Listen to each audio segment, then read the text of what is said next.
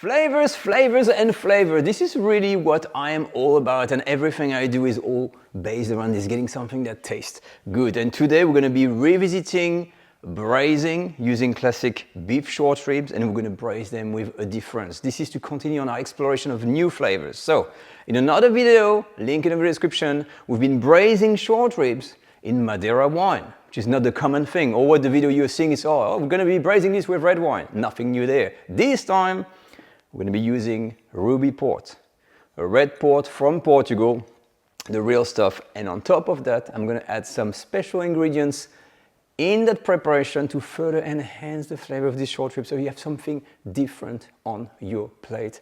Hope you're excited. Let's get started. So braising, what exactly is it? It is a very simple cooking method that is gaining in popularities, and it is the action of cooking a piece of meat partly submerged into a cooking liquid. At a very high level, that's it. That's all you need to know about. So we've got the beef, short ribs. You can use chuck steak if you want. This is long rib, they can be cut smaller if you want. It doesn't do anything in particular. With that, we're gonna partly submerge that meat into a liquid. The cooking liquid is made of usually a stock. Here we use veal stock, you can use beef stock. And then you have a wine. I'm using port wine. You can use Madeira wine, you can use red wine, you can use white wine. You can use water, it doesn't matter, you need a liquid for that, okay? In your cooking liquid, going along with the beef, you need to have what's called the aromatic garnish. Okay, the aromatic garnish is there to flavor the sauce, give it some floral notes and some round intonation. So we've got the classic mirepoix, celery, carrot, and onion. Some aromatics as well here with some thyme and some bay leaf. That constitute basically the core. You're not having these in too large quantities because you don't want to give too much onion flavor or too much carrot flavor in your sauce. At the end of the day, you're braising a short rib that must have a nice tasting sauce that keeps neutral with nice beefy flavor. For the other things we're going to be adding here, a bit of tomato paste. So we're going to adding some color, some slight tomato taste in the intonation, some garlic, and for the special ingredients I've been talking about, we're going to be using here cinnamon quill and star anise.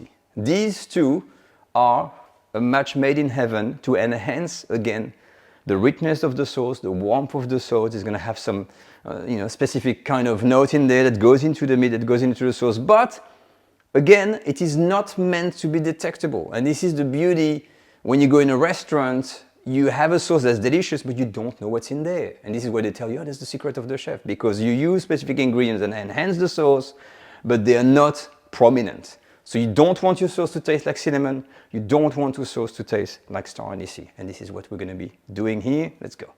Let's begin. The first thing you're going to do is to remove any excess fat or sinew that you have on your meat. You're keeping a layer there. You don't want to have just the bone exposed or just the meat exposed. And you're going to season lightly with salt and pepper. If you wonder what it is a mixture I'm using here. It's a coarse salt from the Ile de Ré, sea salt, mixed with herbe de Provence. Do not oversalt your meat, because after 2 or 3 hours of cooking, there's natural salt that is released. And if you do it too much, your preparation, your sauce is going to be overly salty. Once your meat is seasoned, you're going to take your pot. I'm using here a cast iron pot, and we're going to be searing the meat. So 1 or 2 tablespoons of oil, a rather high heat, medium to high heat, and we're going to go around and make sure the meaty side, like a steak, is nicely seared, and I'm going to turn the meat and try to give it a little brown on all sides. So that's going to improve the flavor in your preparation and also the look when you're going to be serving. Now searing is very important, and you may wonder, how far should I sear my meat? So this is the example. This is not enough. This is good. And you can see there is some part that start to be a little bit black there. This is the maximum you want to go. If you start to really burn your meat or have too many black marks, you may develop a bitter taste in your sauce. So a nice browning like that one here is perfect. You want this on all sides. Once your braising is done, you turn the heat off, and I'm going to remove the excess of fat that sits at the bottom of my pan. Once you remove the excess fat, you're going to replace the tablespoon of oil with a tablespoon of butter. Okay, on a low to medium heat, and you're going to throw in your aromatic garnish of onion, carrots and celery. They are cut in rough bits like this because it is a slow cooking process. If your garnish is cut too small, it's going to disintegrate and you're going to end up with a puree of vegetable mixing into your sauce. So 1 or 2 minutes for the vegetables. After 2 minutes, we're ready to start building up the flavor. We're going to start with tomato paste, 1 to 2 tablespoons maximum, and we're going to cook it in the butter here to remove the excess of acidity. So you're mixing it through. You're going to absorb some of the butter on here.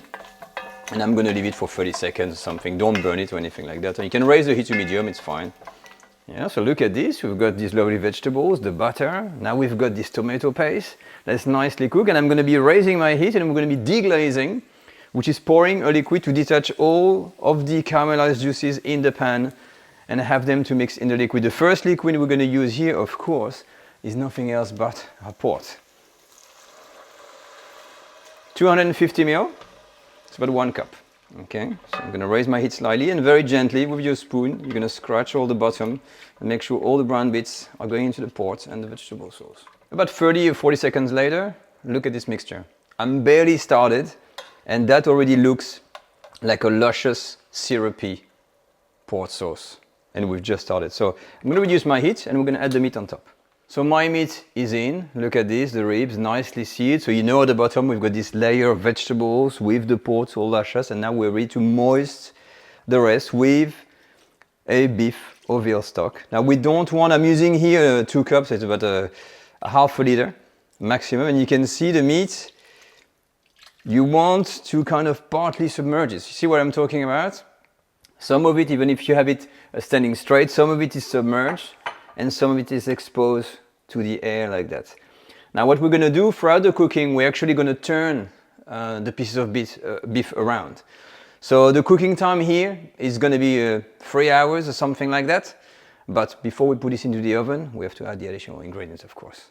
So just before you go into the oven, don't forget, we need to add some thyme, so a piece of thyme on here. You can submerge it. I'm just showing you on the camera so it's visible. We're going to have the bay leaf. It's a small bay leaf. Remember, 1 bay leaf can flavor 5 liters of liquid. I've got my garlic cloves just crushed. Only at the last moment, otherwise they're going to burn if you sear them in the pan before. And of course, the final bits. So we're going to have our cinnamon quill and, of course, the other one, which is the star anise. So obviously, if you need to submerge, so you can put it somewhere in there. I'm going to put a star anise on here. I'm going to use a spoon or something like this. Make sure this is submerged at the bottom. You can, put it under a piece of meat if you want. But there's going to be a lot of movement throughout the cooking, so I'm not too fussed. It is just an additional flavoring we're going to put in there for the sauce. So before we put this into the oven, we need to bring this to a very light simmer, almost like a boil. Then lid on, and I'll tell you about the cooking time and the temperature. I've reached the simmering. So I'm going to turn my heat off and we're ready to put this into the oven. So temperature and cooking time, that really depends. There's different schools, different people do different things. What I am doing with the home cook in mind, I'm going to be cooking this covered in the oven at 160 degrees Celsius until the meat falls off the bone. Like I said, some people go lower, you can cook it longer. It is really up to you. The most important is that during the cooking, you're going to be turning your meat over, I would say, every 45 minutes or something like that. Because you really want to have that part submerged so it's nicely cooked and then some exposed to air like this so it can dry. You can see it starts to dry. That's exactly what's happening in the oven. You see, part of it is totally wet and the other part is nice and dry and it's going to have that dry, super high heat and continue to crust and be beautiful. So lid on, and I'm going to put this in the oven. I think it's going to take surely about 3 hours something, and then we'll look at the result. It's been 3 hours. I've been turning the meat once in a while. It's been the last batch. It's been there for an hour or something.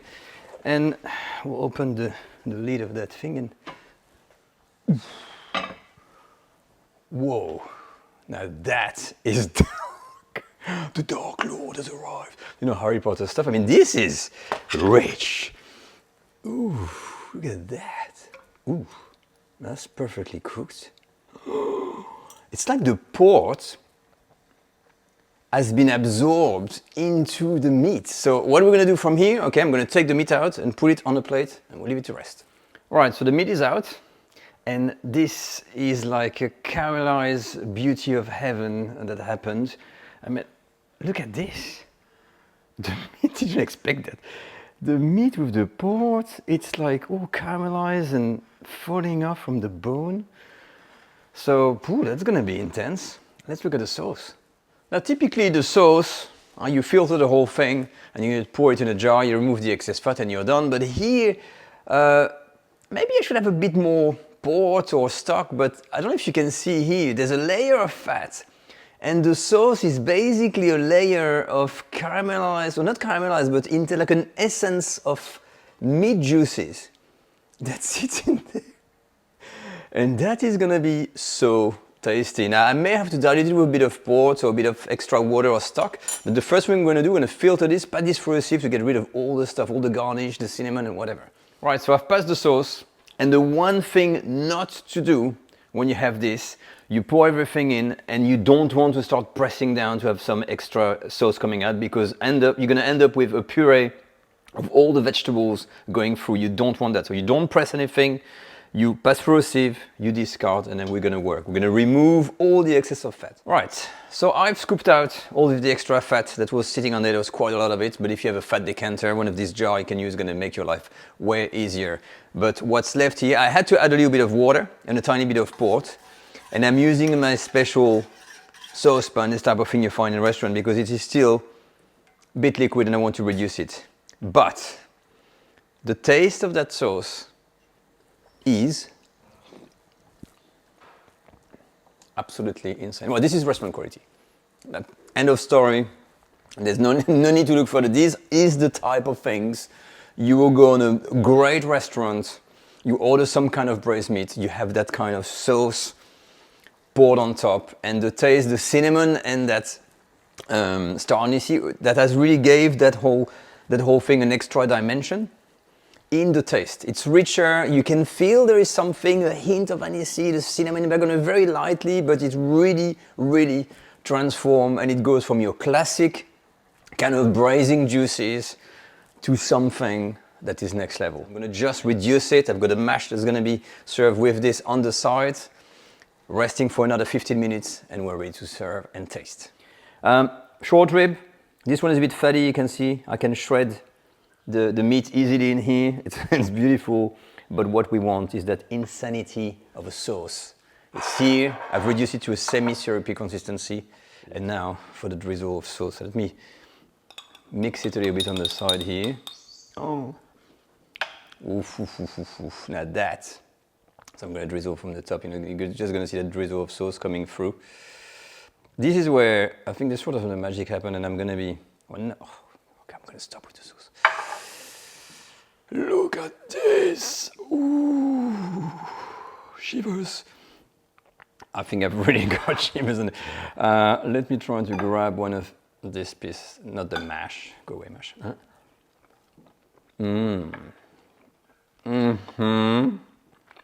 Remember, braised in port, so the meat on its own with a bit of sauce. There's a sweetness to it from the port. And I think the beefiness now, with the fact of having that star anise and I think the cinnamon has really changed the flavor profile. All the flavors are going on, and they're really pairing well together. Look, I'm going to take a bit of the mash. Okay, mash. So when you take the mash, I'm scraping the meats on here. It pairs very well. It's not too salty. It's luscious. It's warm. I can't put my finger on it. There's something almost exotic, maybe Middle Eastern, but to a tiny degree, that is still using this classic Western cooking technique with the braising, except that the sauce is from another dimension. Oof, a bit lost for word there, but that completes our video on how to braise with a difference. We've braised beef short ribs in port, and we've got this with a cinnamon and star anise sauce. It's an amazing combination that will bring you really something new on the table if you've never tried that. It is restaurant quality, as I said, and in my book, wow, that really motivates you to keep on going and discover more flavors, because that was something else. Now, as always, if you want to learn more about French cooking in general, we have our school membership. You're going to have access to the largest selection of French culinary courses there is online, and we keep on helping people going from beginner cooks at home to an absolute home chef that can master French cooking and French cooking recipe any time of the year. But that's it for this video. I hope you enjoyed it. I will see you next time on the French Cooking Academy. Take care all. Bye bye.